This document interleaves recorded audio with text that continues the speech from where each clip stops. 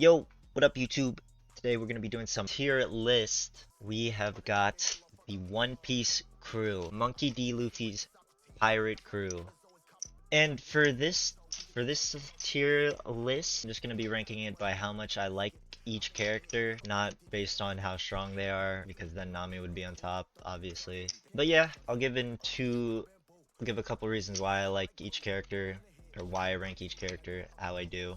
Starting off with Brook. So for me, I feel like a lot of the later crew doesn't really get their time to shine in the current arcs. I feel they're either the arc they were introduced in, or maybe like an arc dedicated to them. Besides Thriller Bark, where does Brook really shine? He shines with his fight against Big Mom, becoming like actually being able to hold his own for a little bit. But besides that, oh, there was his run as Soul King, which is obvious in the picture. His relationship with Laboon is really heartwarming. I mean, I'm either between a low B or a high C, which is how I feel most tier lists start off. I'll give him B for Brook right now. Maybe I'll change it around at the end. Next up is the one, the only, Tony Chopper. I don't care. I don't care. Chopper's one of my favorite characters. All of his gags with the crew, the fact that his wanted poster is so low, I think that's really endearing, is how I'd put it. And he's just someone you could root for no matter what. Like, I don't know how you could hate it. For whatever reason, you would not like Chopper. So, for me, S tier character. Next up is the Going Merry. Okay, I'm gonna be honest. Going Merry, I didn't really get affected. I didn't really feel the emotion that much from, if you know, you know. Yeah, I get that it's the ship that was given to them by Kaya, but I didn't really see it as a part of the crew. Everyone obviously cared for the Mary, which is cool and all, but I don't know, I just didn't resonate with it. Yeah, I'm gonna have to give that a B as well. Maybe even a C. I'll give it a B. I'll give it a B. I'll leave it in B for now. Next up is Frankie the Cyborg. Frankie introduced in Water 7. His memorable moments, his standout moments to me are making Sunny, and where he spent the time skip in was really interesting. Spending it in one of Vegapunk's old labs. I felt that was pretty cool.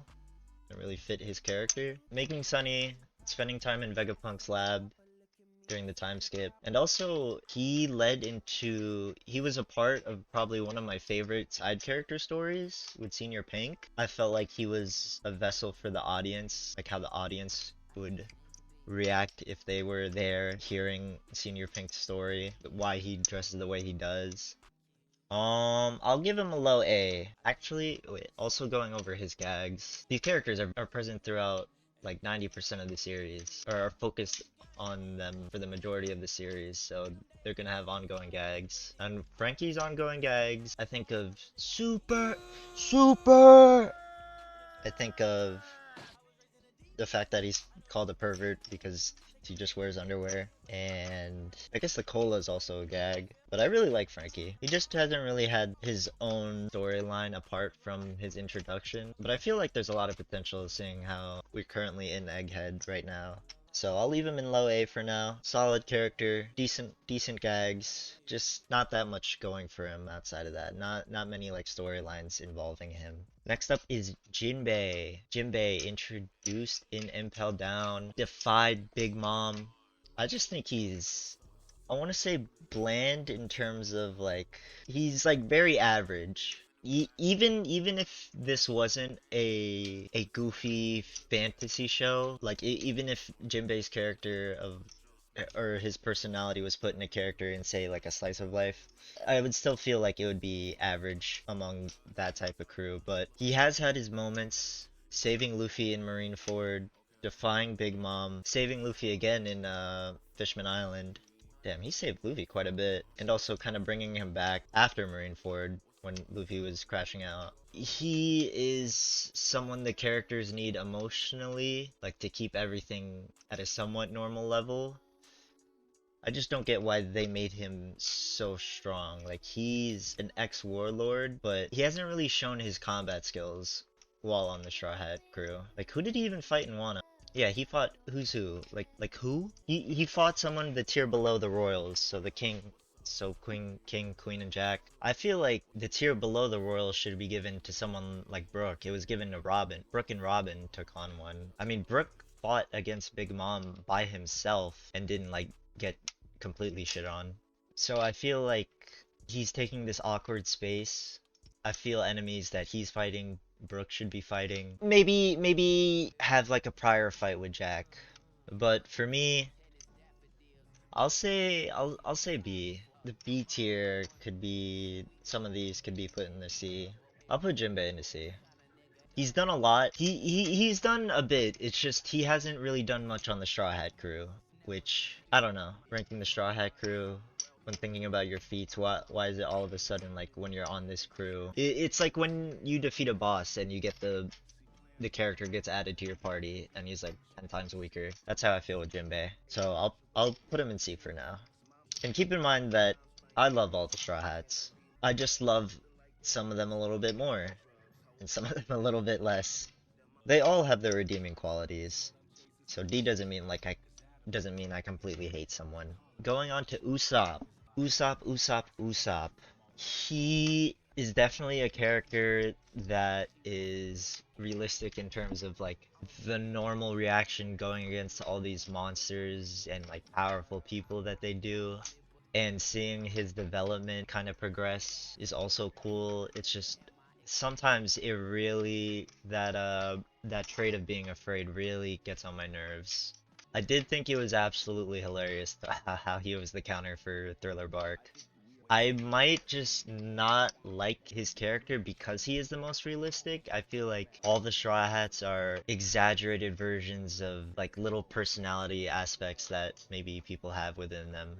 But I think Usopp seems bland in comparison. He does have his moments. Him pulling off the snipe in Dressrosa was incredible, but also on the flip side, him leaving the tiny people and basically Robin was a moment I really didn't like.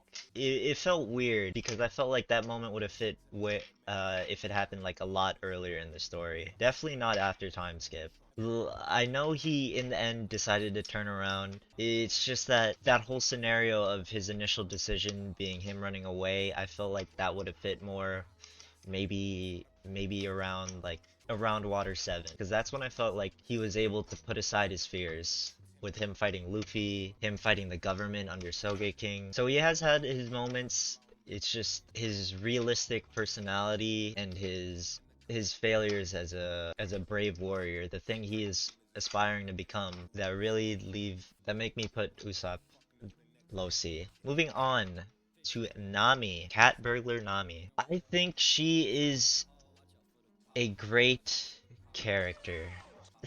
No, but seriously, I think she grounds the crew a lot. Like I said with Jinbei, somewhat returning the crew into a normal state. I feel she has a lot more of a reason to have sort of Usopp's mindset of being afraid of all these like powerful people. But the thing is, she doesn't have the combat skill of Usopp.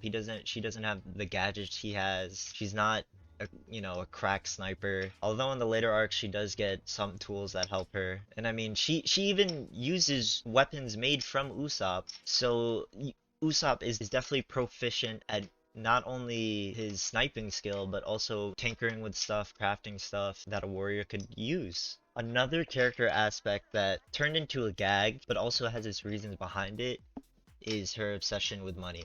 I really like how it's consistent throughout the whole show. Arlong Park, for context, Arlong Park is one of my favorite One Piece arcs. It has a perfect setup story explaining why Nami is the way she is, why she places such a importance on money and saving up a bunch of it. It does an excellent job of building up the villain. And Nami's just a great character that is able to riff with all the characters the second best out of the entire crew. Thinking about it with all the factors of Nami put together, I'm happy with placing her high top of A. Actually, she's hot, so S. Moving on to Nico Robin. Let me do it like this, actually. Actually, I like this better. Out of the later half of the crew, I think she is definitely the best one out of like Brooke, Frankie, and Jinbei. It was clear through Enna's lobby how much she did care for them, putting aside her own wills to live. Because in her own mind, she's sacrificing herself so the Straw Hats could go on, which is something she would, up until that point of the story, would do for no one else. And maybe in her life, I think the only people she cared for that much beforehand was Saul, which was decades ago. But yeah, Robin's a really good character. I just feel that after Eni's lobbies, though, she's kind of more of a background character now. I feel like Oda has put her more as she's there because she's basically Google Translate for the really important stuff. I mean, without her, the crew would not be able to get the One Piece. More storylines with her haven't been made because, oh, she's already had Enies Lobby. She's already like one of the most important characters of the crew in terms of actually finding the One Piece. It kind of makes me feel like it's not that they don't want Robin to have storylines, it's just that they don't need her to because of her importance. I really do think though that her gags are alright. The one with her being overly serious or like overly dramatic with how they'll die basically gets a chuckle out of me. And her relationship with Chopper is just the cutest. I feel happy giving Robin a B. Now onto the main protagonist of the crew, the captain of the ship, Straw Hat Luffy. Monkey D. Luffy. Monkey D. Luffy. I think Luffy is amazing. I know there's some people that don't like him. Critical said how he hates Luffy. I get why sometimes his stupidity, like prolonging pacing, prolonging him getting into a fight or getting into the main fight, can get really annoying, especially in Skypiea. That was one of the most annoying ones for me. But it's just his mindset that I really admire. The idea of being able to do whatever you want, being free, being loose and elastic like rubber is something that I really enjoy out of a character. Another thing about him is his loyalty. I think loyalty is the wrong word, but how much he cares for his friends. Arlong Park, as I said before, was one of my favorite arcs because of building up the villain through Nami's backstory. But you also have to remember, Luffy did not hear Nami's backstory. Luffy did not hear how Arlong took over. He walked away from it, and still at the climax of the arc, he offers help to Nami. I also said before, I think Nami is the second best with riffing with everyone. I think Luffy is the best, which is a good thing for a captain to have, to be able to have good connections with everyone in the crew. He's just done so much for each one of them. He's given them a home, family, and I mean, he's Monkey D. Luffy, future king of the pirates. Gonna put him up in S tier. Peak character, peak character. Next up is Vince Smoke Sanji. Oh, another thing about Luffy is his impressions. Peak gag in the show. But yeah, moving on to Sanji, we have the cook of the crew, Blackfoot. Is it Foot or Blackleg Sanji? One of the two. Blackfoot Sanji. I think Sanji is a great character. He really, I think for the audience, Sanji represents the sort of romantic aspect to the audience because at one point or another, everyone has, you know, their run-ins with love, and I think Sanji is the perfect personification of what people go through. You know, there's obviously Goonie moments with him fawning over women at first sight, but in Whole Cake Island, there's a whole new development with it. Him really falling in love with Pudding to then find out that she doesn't really care for him. With most of his interactions with the other female characters, it's he gets rejected, so he's obviously like, ah, that sucks, but he's not really affected. But with Pudding, her putting up the farce of like, oh, I'm really in love with you, Sanji, kind of broke him, and it went against all his like morals of how to be a gentleman towards women, or not went against. It just, yeah, I would say went against the ideas of like treating someone well will obviously have that reciprocate towards you, and just seeing that being broken behind your back, breaking Sanji was one of the best Sanji moments for me. Other than that though, I think he also riffs with the crew very well. His shared Gunner moments with Brook, his want to impress Nami and Robin, I think really makes him good. He's also an excellent fighter, and I mean, he just has a fucking aura. I mean, what else can you say about him? I think he's one of the cartoon characters that made smoking cool. So for that alone, A tier. Now we have the Thousand Sunny. I'll put the Thousand Sunny in D. There's not much to say about it. It's cool, guys. Come on. In terms of having a personality, there's nothing there. So yeah, we'll just we'll just put that there, leave that there, and we'll all agree on that. And last up, Roronoa Zoro. I think Zoro is one of the most straightforward characters. I think he's one of the most similar characters to Luffy in the ideas of doing what he setting out what he wants to do and only working putting everything he has towards that dream. But I also enjoy his personality of loyalty, of caring for his friends. Thriller Bark, he absolutely shined. And the arc wasn't even about him. It was a singular moment in which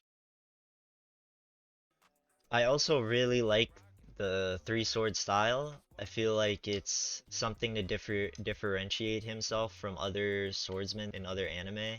I do think the gag with him losing his directions gets old really quickly, but I do enjoy the fact that he is a dumbass. So besides from constantly losing directions, just him sometimes not being the brightest can really lighten the mood. Not really lightens the mood. Not to say it was dark before, but just like, you know, extra lights it.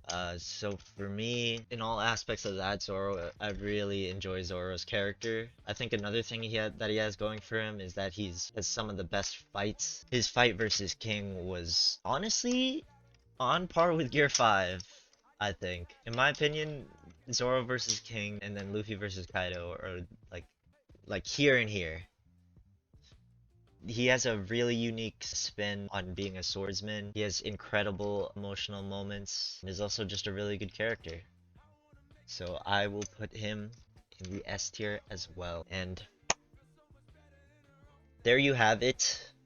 I don't think there's any changing I would do. Yeah, looking over the list, I think this is I think this is like my final like locked in. These are my locked in answers of everyone on the Straw Hat crew.